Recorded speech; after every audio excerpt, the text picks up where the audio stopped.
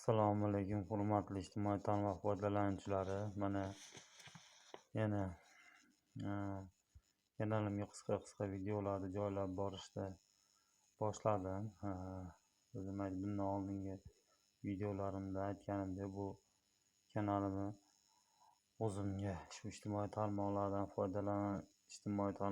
foydalanib o'zim shaxsiy kommunal ma'lumotlarimni o'rganaman deb fayl papka listlar olib kelgandim. Bundan oldin videolarimda ko'rsatgandim. Endi shunga muvofiq o'sha kompyuterdan ham qonun qoidalarini to'g'rilarini chiqartirib o'zim uchun fayl papka qilib qo'yyapman. Bundan oldingi videolarimni ham aytdim, ko'rsatdim o'sha kompyuterdan chiqargan versiyalarimni ozgina.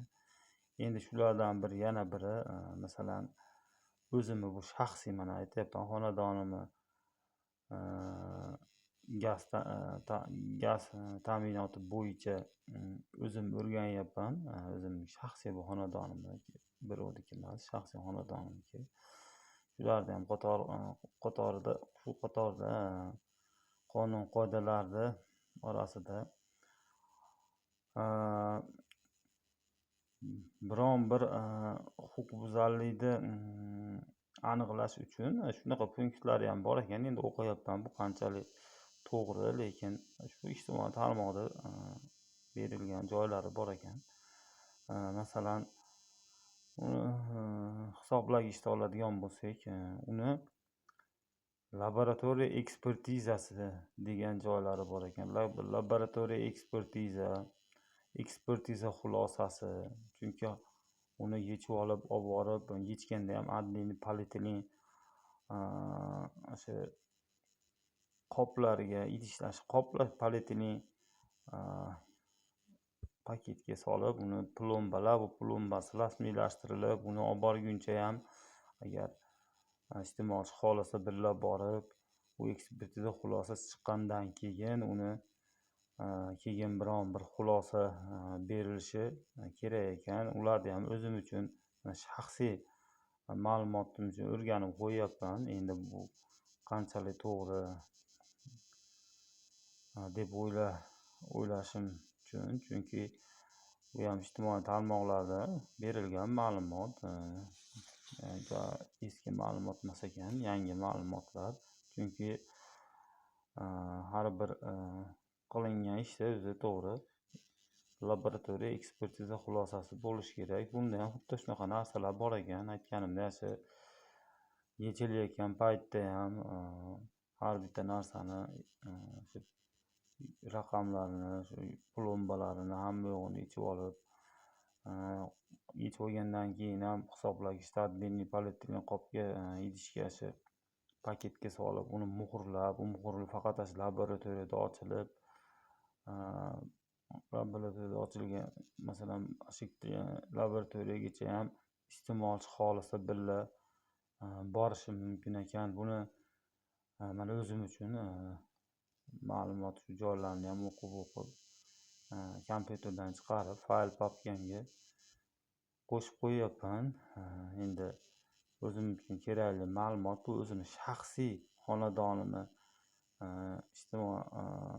iste'mol tabiiy gazini kommunal sohasidagi o'zimnikini o'rganyapman. O'zim uchun shaxsiy bilimim uchun desa ham bo'laveradi, to'g'riroq bo'ladi. Keyin masalan yana bir holati bor ekan. Masalan, shu mana keyin juda ko'p ekan buni bandlari. Uni bemalol o'rgansa bo'lar ekan. Men anchasini o'rgandim. Endi ulardan mana bitta ikkitalarni masalan o'zim videomda o'zimga kerakli joylarni mana aytib o'zim uchun ma'lumot olyapman. Agar bir qonun jihatdan huquqbuzarlik deb bironta abonentga rasman biriktirilmagan bir hisoblagich, ya'ni o'zim shaxsiy mana hisoblagichimni aytyapman. Bironta bir demaylik, o'zim shaxsiy hisoblagichimni aytsam, masalan, mana masalan deb u menga biriktirilmagan bo'lsa, unga huquqbuzarlik bayonnomasini tuzish tuzib bo'lmaydi ekan va aybdor qilib bo'lmaydi degan joylari bor ekan. Uniyam o'zim uchun o'rganib qo'yyapman. Masalan,